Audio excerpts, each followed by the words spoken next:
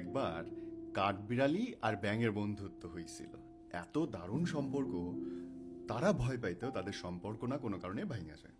তখন কাঠবিড়ালি ব্যাঙকে বলল, চলো আমাদের দুজনের পা একসাথে দড়ি দিয়ে বাইন্ধা রাখি, যেন কেউ আমাদের আলাদা করতে না পারে। করাও হইল।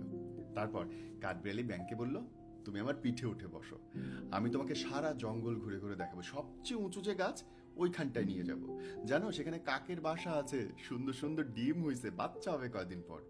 দেখলো, ফুল দেখলো, ফল দেখলো, দারুণ এনজয় করলো। দুপুরের দিকে ব্যাঙ বলল, তুমি তো দেখাইলা তোমার বন, এবার আমি আমার পুকুর দেখাবো তোমাকে। যেই বলা সেই কাজ, ব্যাঙ লাফ দিল পুকুরে। ঘুরে ঘুরে মাছ দেখছে, মাছের সঙ্গে খেলা করছে, অনেক গভীরে সাগরের মুক্তোর কাছে নিয়ে গেল। ঘন্টার পর ঘন্টা ব্যাঙ পানির মধ্যে সাঁতার কাটলো। তারপর উপরে উঠে এসে দেখে তার কাঠবিড়ালি বন্ধু মরে গেছে। সে বন্ধুটাকে সুন্দর করে রেখে পাশে বসে কাঁদছে, আহারে আমার এত ভালোবাসার মানুষটা মরে গেল।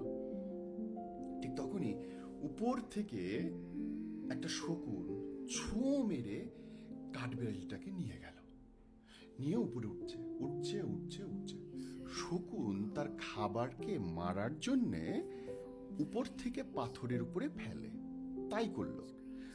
কাঠবিড়ালিকে উপর থেকে ফেলে দিল এবং পাথরের উপরে পড়ে কাঠবিড়ালি ফেটে গেল, সাথে ব্যাঙটাও।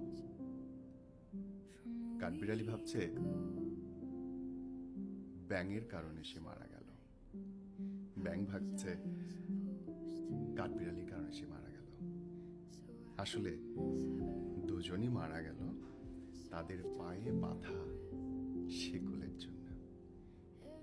আমরা মানুষরা কখনো কখনো এমন সম্পর্কে জড়াই যাই, এমন বাঁধনে আটকা পড়ি, পারিপার্শ্বিকতার চাপ, সামাজিকতার চাপ, মানুষ কি বলবে, সম্পর্ক, বাচ্চা কাচ্চা, ধর্ম, অনেক চাপের কারণে একটা সুতো কাটতে খুব ভয় পাই।